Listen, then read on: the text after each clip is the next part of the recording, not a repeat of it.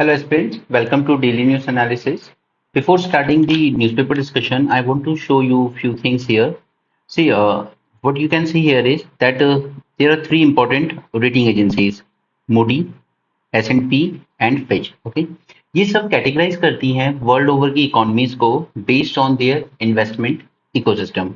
ठीक है, तो अगर ये रेटिंग देती है ट्रिपल ए तो it is considered as prime. That means यहाँ पर इन्वेस्ट करना आपका सबसे ज्यादा सेफ है. उसके बाद A plus and so on ये बनता है high grade. Then comes upper medium grade and lower medium grade. Okay, so remember these things: Baa1, triple B plus and triple B plus. Okay, and सबसे lowest कौन सी होगी? Triple B minus या Baa3. ठीक है, तो ये सब इन्वेस्टमेंट ग्रेड मानी जाती है, यानी कि यहाँ पर इन देशों में आप इन्वेस्ट कर सकते हो. इसके नीचे अगर आप आ जाएंगे Ba1, BB plus and below that, तो these are non investment grade, speculative, risky है.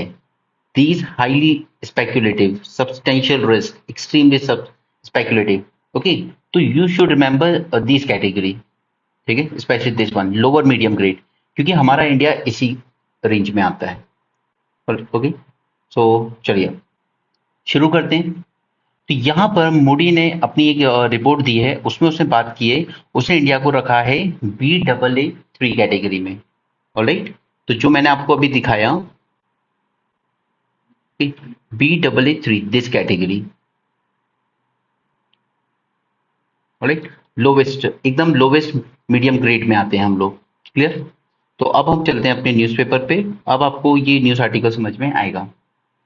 फर्स्ट थिंग इज, पहला उसने इंडिया के बारे में कहा है, India will outpace all other G20 economy. So that is basically normal है वो, क्योंकि हम डेवलपिंग इकोनॉमीज हैं, बाकी ये डेवलप इकोनॉमीज है. डेवलप्ड इकोनॉमी में ऑलरेडी वो रीच कर चुके हैं अपने उस पॉइंट को, तो उनकी जो भी ग्रोथ रेट होती है, इवन यूएसए की देखिए आप, 1%, 2%, 2.5% इसी तरीके की होती है. हम डेवलपिंग इकोनॉमी, तो हमारी ग्रोथ रेट हमेशा 6-8 के बीच में रहती है. ऑलराइट, लेकिन उसके साथ साथ उसने कुछ क्वेश्चन भी दिए हैं. That is curtailment of civil society. यहाँ पर आपने देखा है कई बार एनजीओ पे, उनकी फॉरेन फंडिंग, इन सब पे रेगुलेशन लगाए गए. पॉलिटिकल डिसेंट, पॉलिटिक्स में तो आप हाल देख ही रहे हैं कैसे एक वन पार्टी रूल स्टैब्लिश करने की कोशिश की जा रही है. Compounded bye rising sectarian tension, चाहे वो हरियाणा का नो वायलेंस हो या मणिपुर वायलेंस हो. ये सब ऐसी चीजें हैं जो सोशल पॉलिटिकल इशू है, इनका इकोनॉमी से लेना देना नहीं है, बट ये एक ऐसा एनवायरनमेंट क्रिएट करती है जहां पर फिर इन्वेस्टर्स को लगता है कि उनका इन्वेस्टमेंट ऐसी कंट्री में करना जहां पर लॉ एंड ऑर्डर सिचुएशन अच्छी ना हो, सेक्टेरियल वायलेंस होने के चांसेस हो, तो वो इन्वेस्टमेंट करना उनके लिए सेफ नहीं माना जाता है. राइट, तो ये सभी फैक्टर डिसाइड करते हैं कि आपकी कंट्री में किस तरह से इन्वेस्टमेंट आएगा या नहीं आएगा. अब जैसे आज पाकिस्तान की जो हालत है, ठीक है, या अफगानिस्तान की हालत है, आपको क्या लगता है वहां कोई इन्वेस्ट करने जाएगा? नहीं जाएगा. क्यों रिस्क लेगा कोई? Okay, third is quality of institutions. Political tensions are further weakening of checks and balances. क्योंकि अब मीडिया की हालत देखिए, media considered as fourth pillar of democracy, but everyone is seeing how tightly media is controlled by the government. Rising in debt burden, 2014 में India पे date था around 50 lakh crore something. Okay, but now it is almost reaching 150 lakh crore. So just in last 9 years, if government has taken around 90 lakh crore of debt, तो ये कहीं ना कहीं एक caution create करता है इन्वेस्टर के लिए कि ये कंट्री कल को डिफॉल्ट कर सकती है. Next is further weakened the sovereign physical strength and put downward pressure. Physical deficit तो खैर अभी हम लोग कंट्रोल करने की कोशिश कर रहे हैं, क्योंकि वो कोविड के टाइम पर जब एक्सपेंशनरी मोड में थी गवर्नमेंट और आरबीआई दोनों, तो काफी मनी पंप किया गया था इकोनॉमी में, तो उस वजह से फिजिकल डेफिसिट बढ़ के हमारा 9% तक पहुंच गया था, तो उसको हम वापस से ला रहे हैं 3% के आसपास. Overall physical situation, it's infrastructure push and the implementation of digital public infrastructure, ये इसकी तारीफ हुई है. ओके, क्योंकि डिजिटल की तो ये सच में एक रेवोल्यूशनरी रहा है, स्पेशली यूपीआई इंडिया में. ठीक है, काफी ज्यादा, लगभग गांव गांव गली गली तक यूज होता है आज डिजिटल पेमेंट. ठीक है, तो वो इंडिया की बहुत बड़ी अचीवमेंट है. Now rising in income level, high GDP growth will contribute to gradually rising in income level. RBI ने प्रोजेक्ट किया है कि हमारी ग्रोथ रेट 2024 में 6.5% रह सकती है. अब देखिए आपको कैलेंडर ईयर और फिजिकल ईयर में फर्क आई होप आपको पता होगा, है ना। अप्रैल टू मार्च माना जाता है हमारा फिजिकल ईयर, और जबकि जो कैलेंडर ईयर होता है वो होता है जनवरी टू दिसंबर, ठीक है। तो जब हम अपनी ग्रोथ की बात कर रहे हैं कितनी परसेंट होगी, तो वो इस टेन्योर की बात कर रहे हैं हम, अप्रैल टू मार्च, ओके। इसलिए लिखा जाता है यहाँ पर physical year, not calendar year, okay. Now report में इन्होंने और कहा है कि strong micro policy effectiveness, weakening institution and rising political tension, ये दो चीजें प्रॉब्लम है। मणिपुर का जो वायलेंस हुआ है ग्लोबल लेवल पर, आपने देखा था यूरोपियन यूनियन में इसके अगेंस्ट एक रेजोल्यूशन भी पास किया गया था। तो ये इन्वेस्टर के सेंटिमेंट पे अफेक्ट डालता है सीधे सीधे।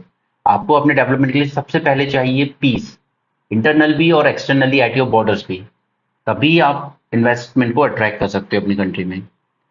सो इसने रिपोर्ट में ये बात की, unrest in north east state of Manipur, no confidence motion इसी पे बेस्ड, मणिपुर वायलेंस पर ही बेस्ड नो कॉन्फिडेंस मोशन भी लेकर आए थे प्राइम मिनिस्टर के लिए, इवेंचुअली डिफीट हो गया, बात अलग है।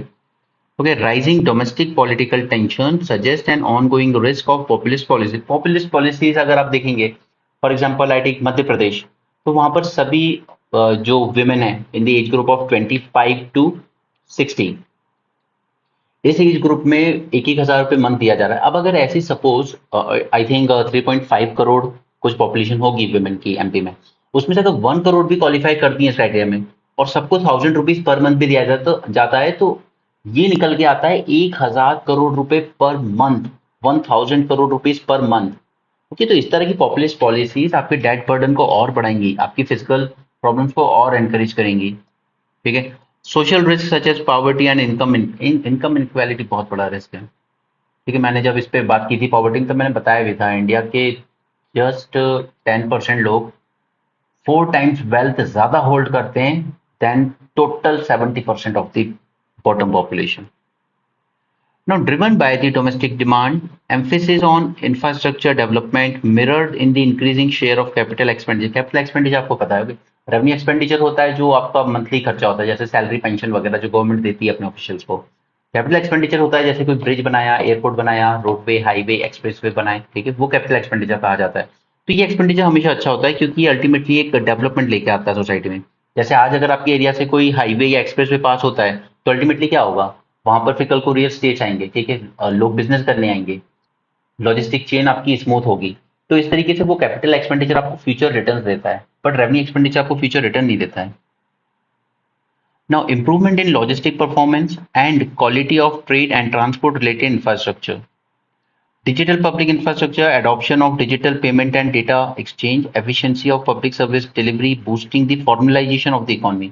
आई होप आपको फॉर्मल इनफॉर्मल सेक्टर पता होगा एट दिस टाइम, नहीं होगा तो हम कभी उसमें बात करेंगे एमएसएमई के अलग से वीडियो में, ठीक है। Broadening the tax base, there is significant increase in manufacturing and improvement in job creation will limit potential growth। ये सब सिर्फ उसने अलग अलग सेक्टर और अलग अलग एंगल से बातें की हैं, लेकिन आपके एक आंसर के फॉर्मेट के लिए बहुत अच्छी चीज है कि हमारी इकोनॉमी कहाँ स्टैंड करती है प्रेजेंट में, ठीक है। Effective commitment to inflation targeting, जो कि आरबीआई करता है अपनी मॉनेटरी पॉलिसी के through. Rehabilitation of financial system aided by reform, काफी रिफॉर्म्स किए जा रहे हैं कि ये जो हमारे पब्लिक सेक्टर बैंक है उनको प्राइवेटाइजेशन भी किया जा रहा है कई जगहों पर, ठीक है। उनकी जो वर्क फोर्स है उसको थोड़ा ट्रिम डाउन किया जा रहा है, ठीक है। काफी रिफॉर्म्स चल रहे हैं बैंकिंग सेक्टर में ताकि वो एनपीए को भी हैंडल किया जा सके। Strengthening monetary and macro policy effectiveness. Now BAA3 is the lowest rating in the investment grade, जो मैंने आपको शुरू में बता दिया है, ठीक है। इन्वेस्टमेंट ग्रेड में सबसे लोवेस्ट लेवल की रेटिंग है ये। BAA obligations are considered medium grade and as such may possess speculative characteristic.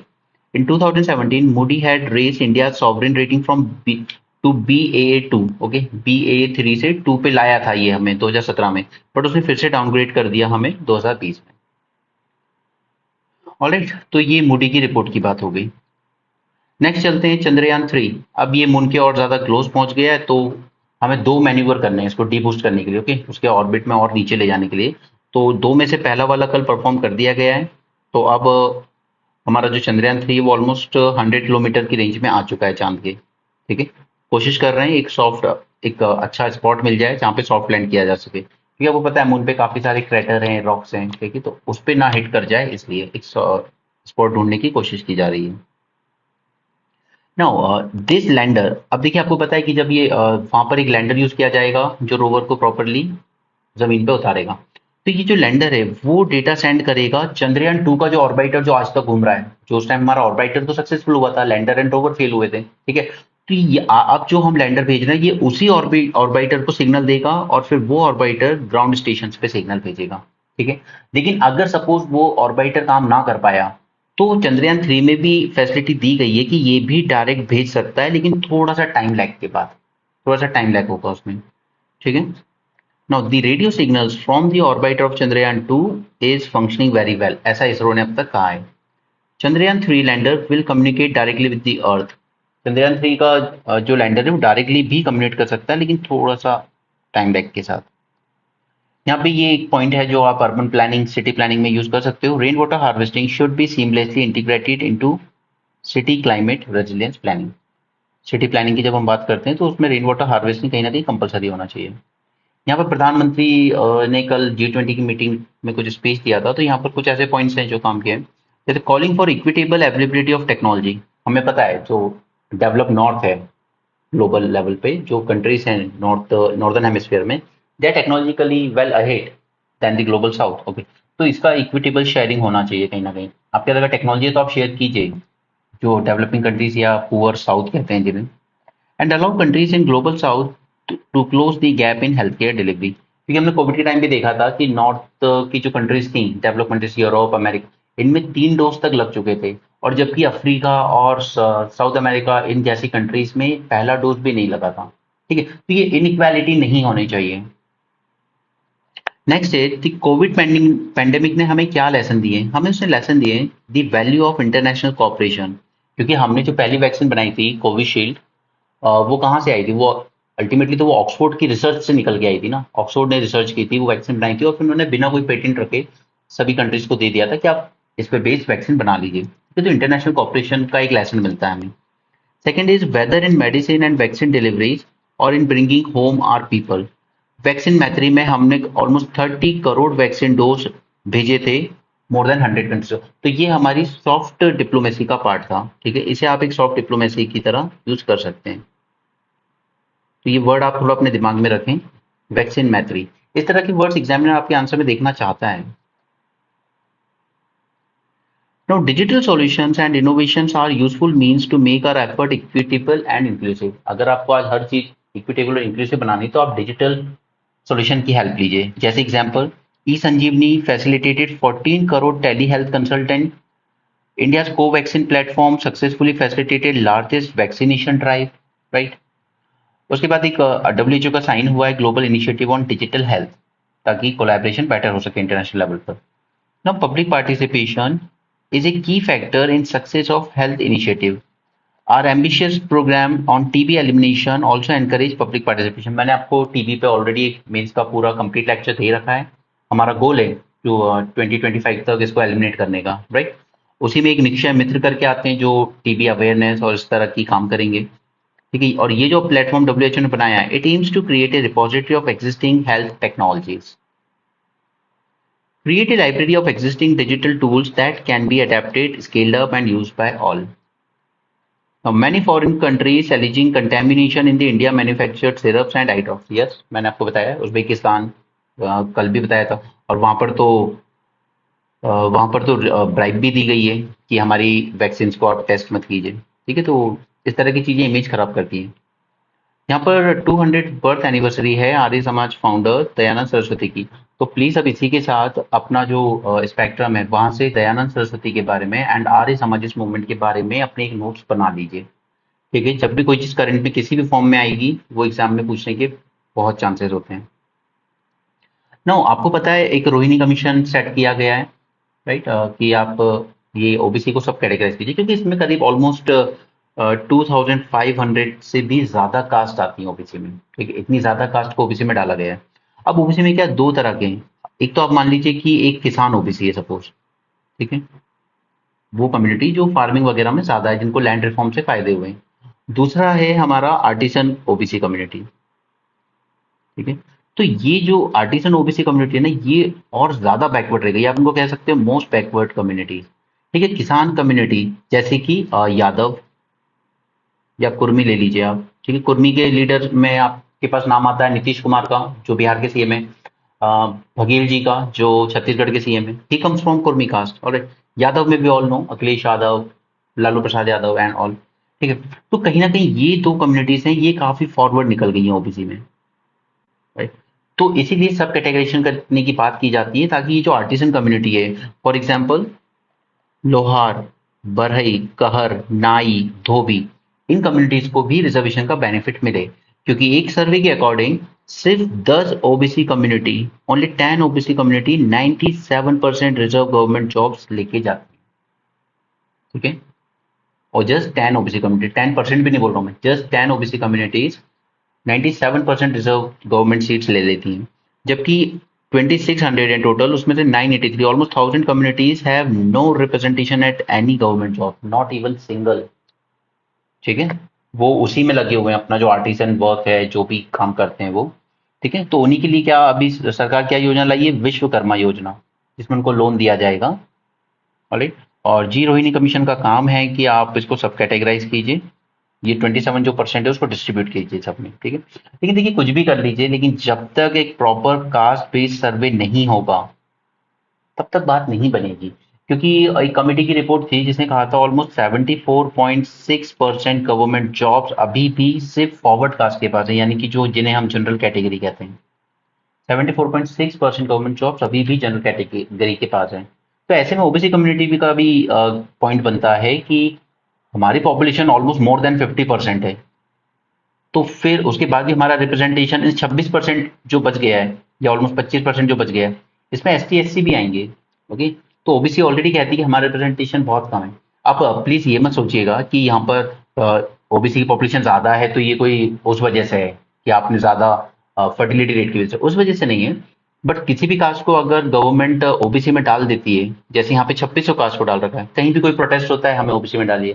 ठीक है, इवन हैंडीकैप कोटा है, ओबीसी कैटेगरी में से दे दो, ट्रांसजेंडर कोटा है, थर्ड जेंडर, ओबीसी में से दे दो। ठीक है, तो उस वजह से पॉपुलेशन ज्यादा है।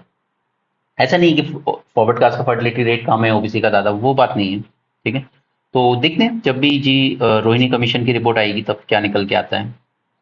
एनीवे, अब यहाँ पर एक अच्छी चीज हुई है कि इंडिया ने अपना पहला 3D से पोस्ट ऑफिस बनाया है।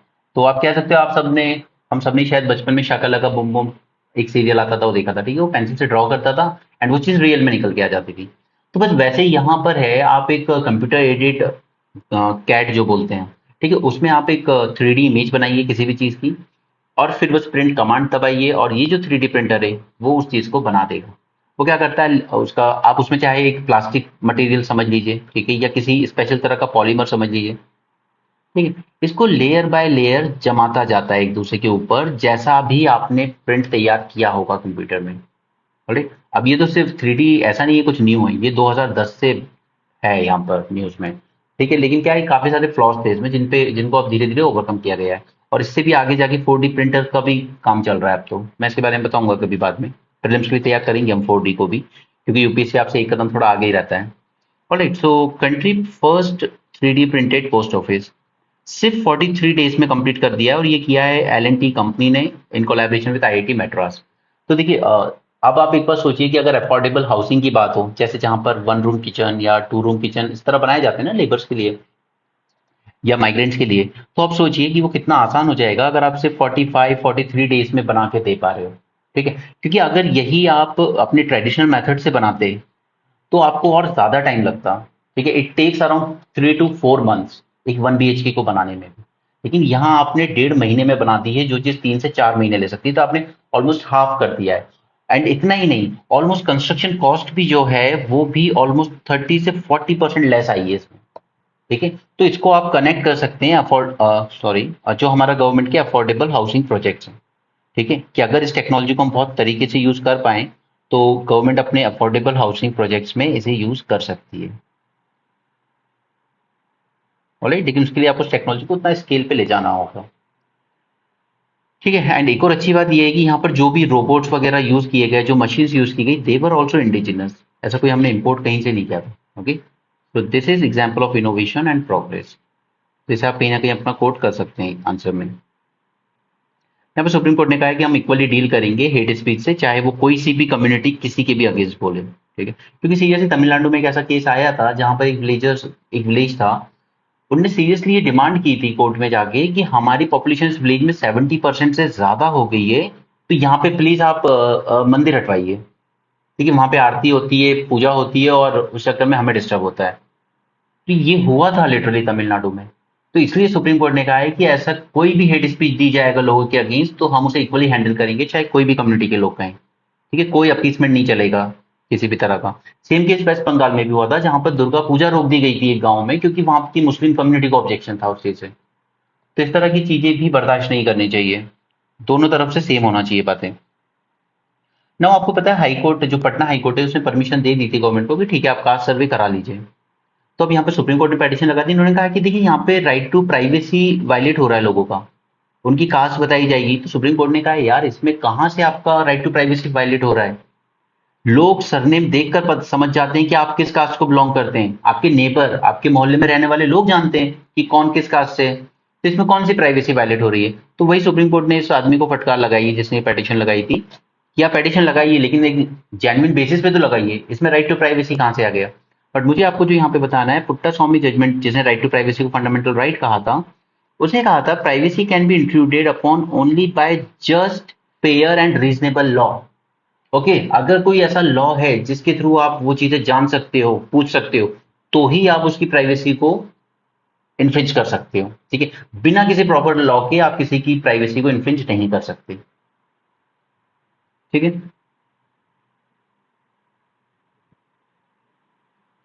यहाँ पर ये सब आपके काम का नहीं है, इसको छोड़िए। ये मीडिएशन बिल जो आया उसको लेकर है, लेकिन ये जब पास हो जाएगा तब मैं इसके बारे में आपको डिटेल में बता दूंगा। अभी आपको इसके बारे में नहीं पढ़ना है। जैसे मैंने कल आपको इलेक्शन कमीशन के जो अमेंडमेंट किए जा रहे हैं उससे लेके एक वीडियो बना के दिया है। ठीक है, तो एक बार चीजें अभी पार्लियामेंट्री कमेटी के पास जाती है, काफी सारे अमेंडमेंट्स होते हैं, तो अगर आप ball by ball commentary follow करने लगोगे तो फिर वो आप वो एक जो ओल्ड पीपल होते हैं 60 ईयर की, वैसी पढ़ाई करोगे। ठीक है, कि बस जो आ रहा है रीड करे जा रहे हैं, आप अपने एग्जाम पे फोकस रहिए। ठीक है, जब पास हो जाएगा तब हम उसकी बात करेंगे। अब इसमें चेंजेस होंगे काफी। मुझे यहाँ पे आपको जो बताना है कि India is signatory to United Nation convention on international settlement agreement resulting from mediation. इसे हम कहते हैं सिंगापुर कन्वेंशन। तो बस इतना याद रखना है आपको कि ये जो सिंगापुर कन्वेंशन है, इंडिया इसका सिग्नेटरी है और ये रिलेटेड है मीडिएशन से। ठीक है,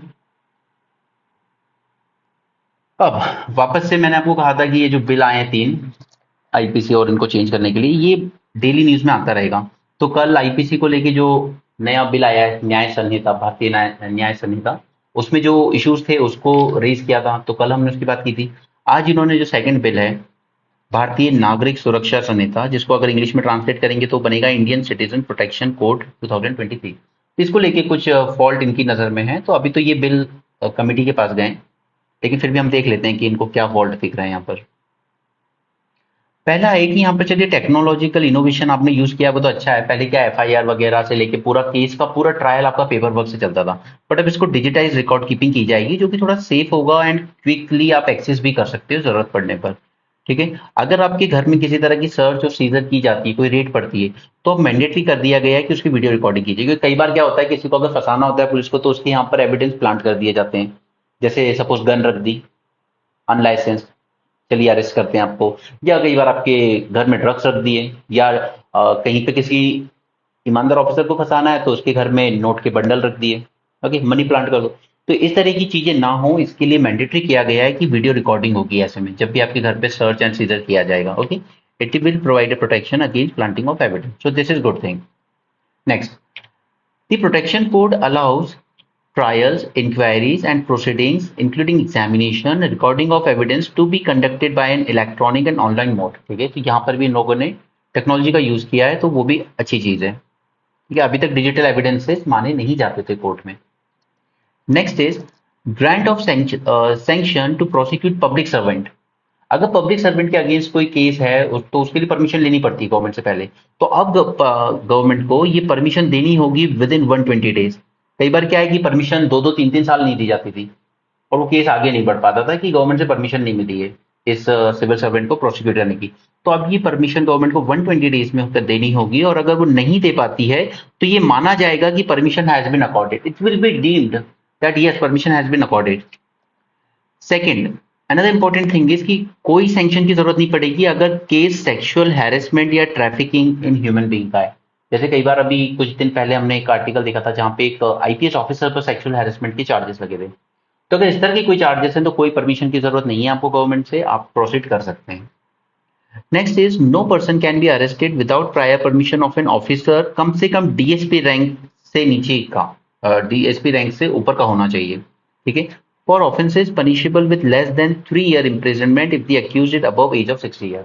अगर आप 60 साल से ऊपर के हैं तो आपको अरेस्ट नहीं किया जाएगा जब तक कि डीएसपी या उससे ऊपर के लेवल का कोई ऑफिसर परमिशन ना दे। क्लियर? 60 ईयर वाले लोगों के लिए सिर्फ।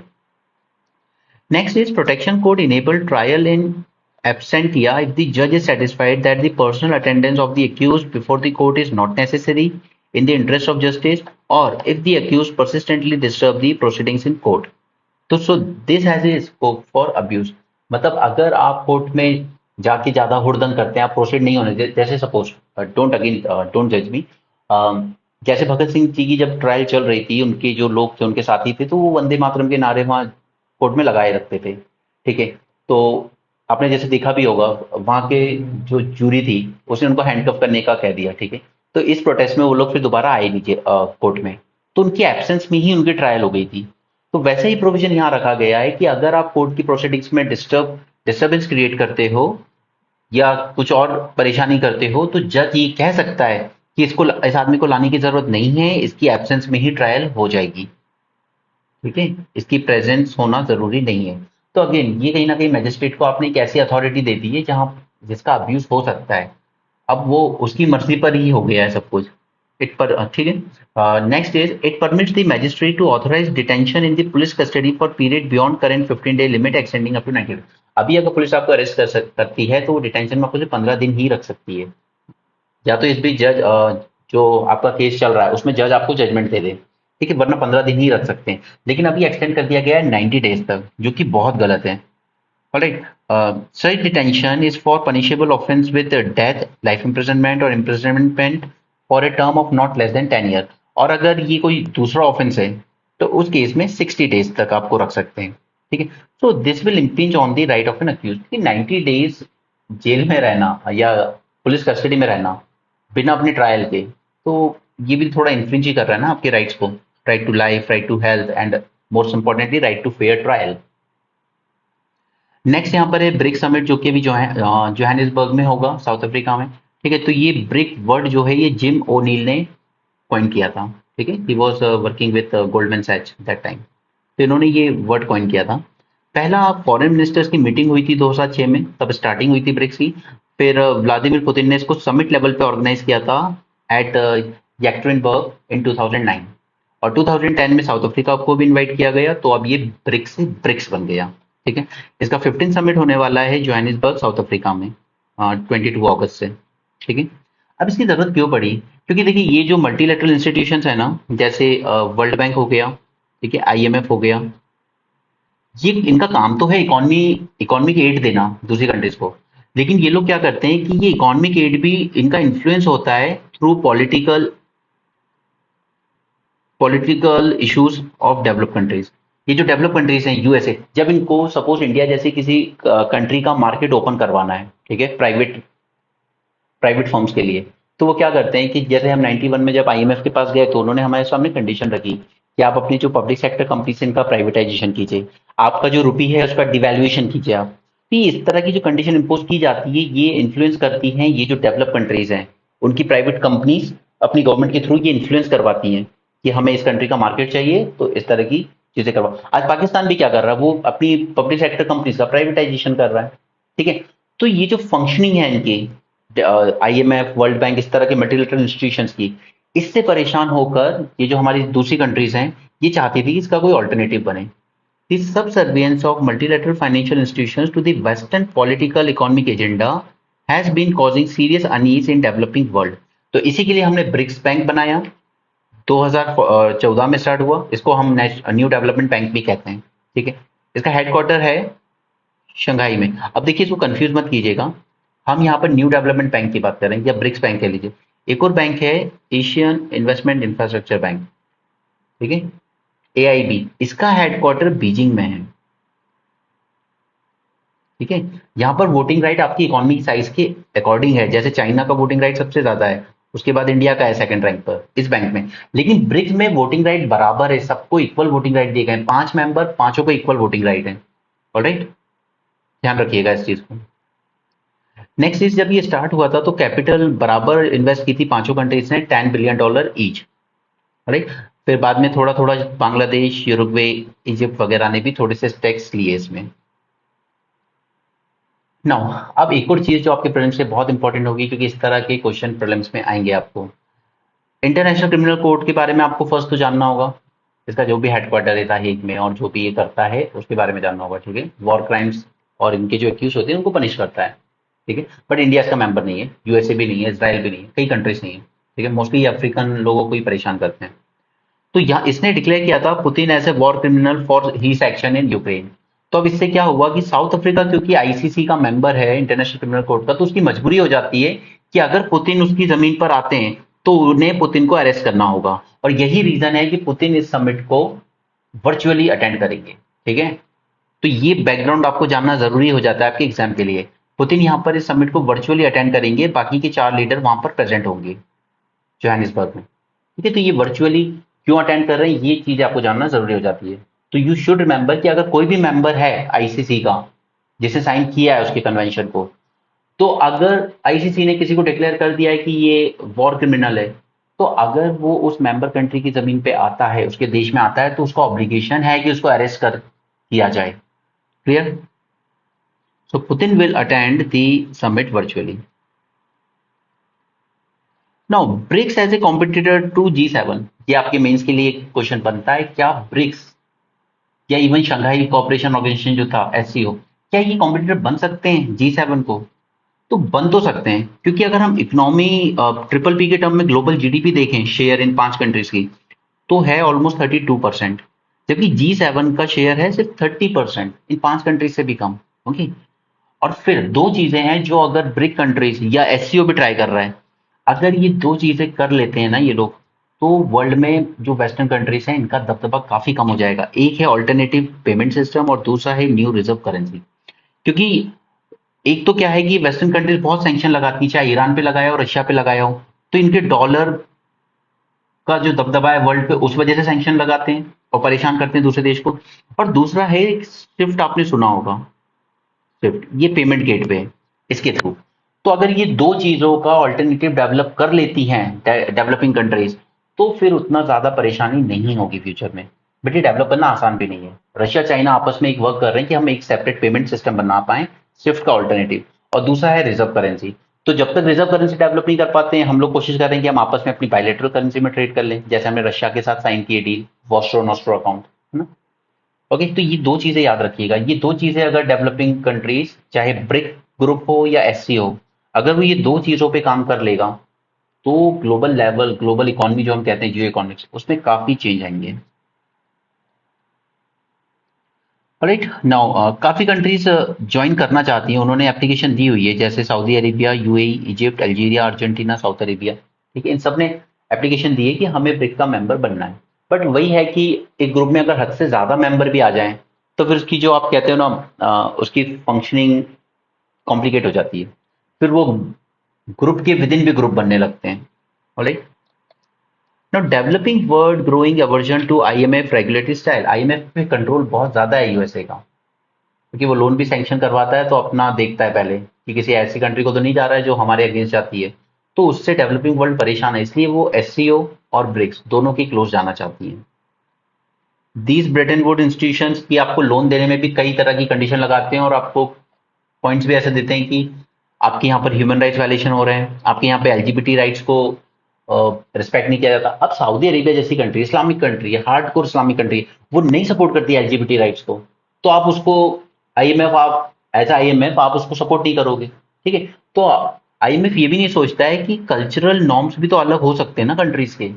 आपका काम तो इकोनॉमी के एड देना है, आपको क्या करना है वहां के कल्चर से। ठीक है, तो इस चीज से काफी देश परेशान है, इसलिए वो उसका ऑल्टरनेटिव ढूंढ रहे हैं कि हम आईएमएफ वर्ल्ड बैंक का हमें एक ऑल्टरनेटिव चाहिए। ठीक है, ऊपर से चाइना तो चाहते ही है कि मेरा इन्फ्लुएंस बढ़े एससीओ में भी और ब्रिक्स में भी। दूसरा, पुतिन चाहते हैं डी डॉलराइजेशन हो वर्ल्ड का, ठीक है, डॉलर की वजह से ही उसने सैंक्शन लगा रखे हैं इतने, और रशिया को अपने ऑयल गैस के ट्रेड में प्रॉब्लम आ रही है। अब बच गई हमारी तीन countries, India, south Africa, Brazil. तो हमें करना है इसमें एक बैलेंसिंग एक्ट।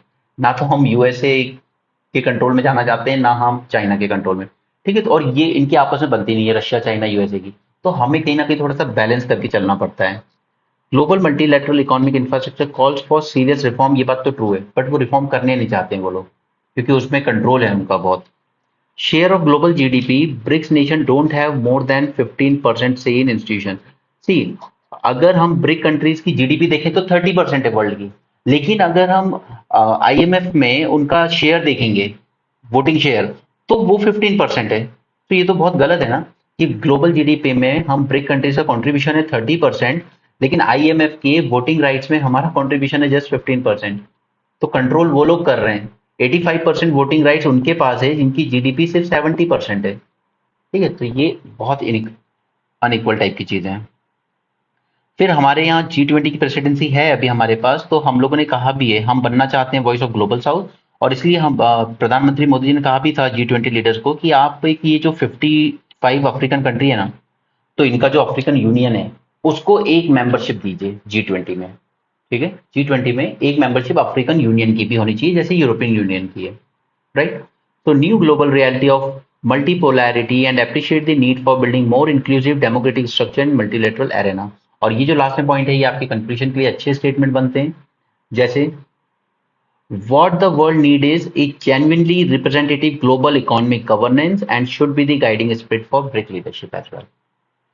राइट, तो ये दोनों अच्छे आर्टिकल्स थे, हमने देख लिए। यहाँ पे जापान, साउथ कोरिया, ये लोग एक सिक्योरिटी पैक्ट साइन कर रहे हैं, जिसमें ये इंश्योर किया जाएगा कि अगर कोई भी पैसिफिक में थ्रेट आता है, क्योंकि इनको सबसे ज्यादा चिंता किसकी है, एक तो वो नॉर्थ कोरिया जो किसी के कंट्रोल में नहीं है, और दूसरा चाइना का एग्रेशन पैसिफिक ओशन में, ठीक है। तो US, Japan and south Korea ने एग्री किया है कि हम न्यू सिक्योरिटी कमिटमेंट, जिससे कि अगर एक दूसरे से कंसल्ट किया जाएगा अगर कुछ भी प्रॉब्लम होती है पैसिफिक ओशन में।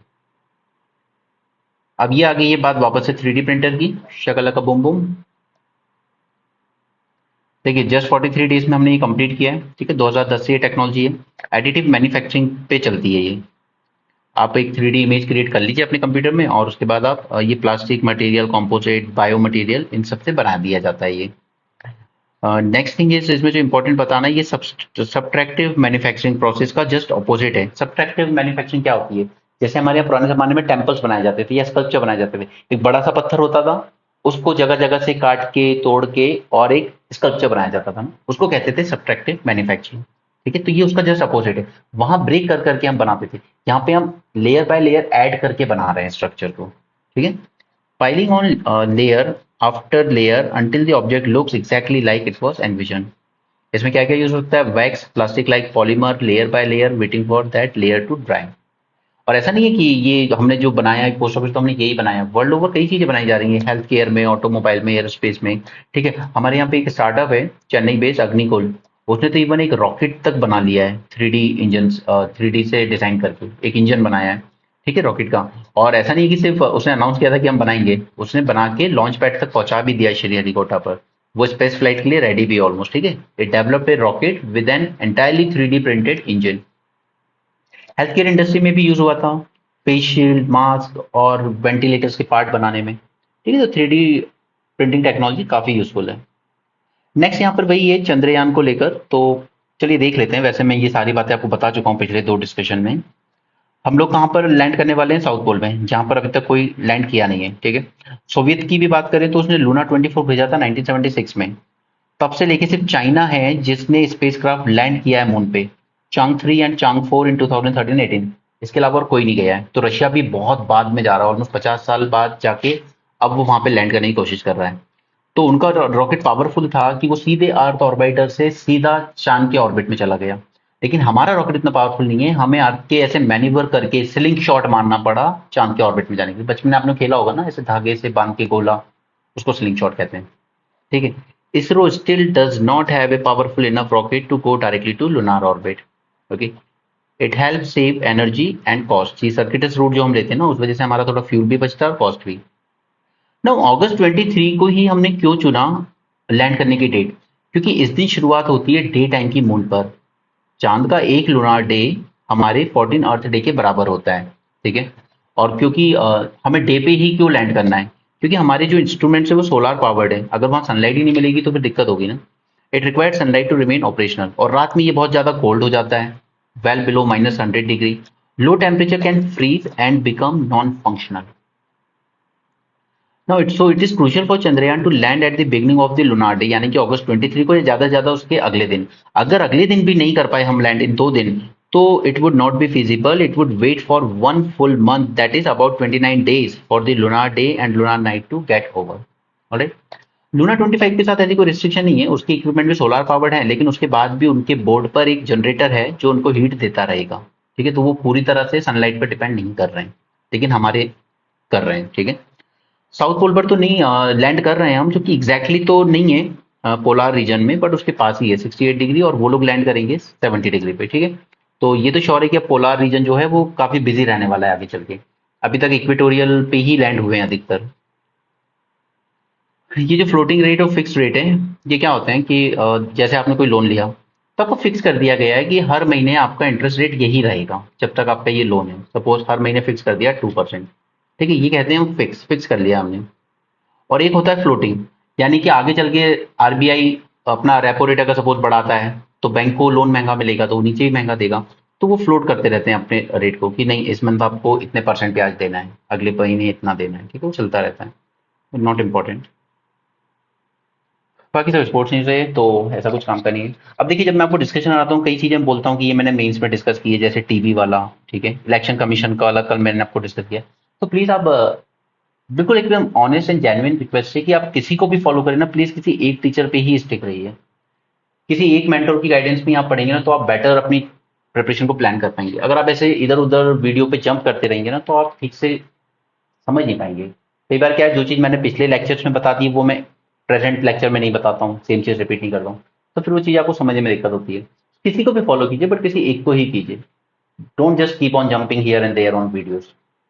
Alright, so thanks for joining this discussion, have a great day.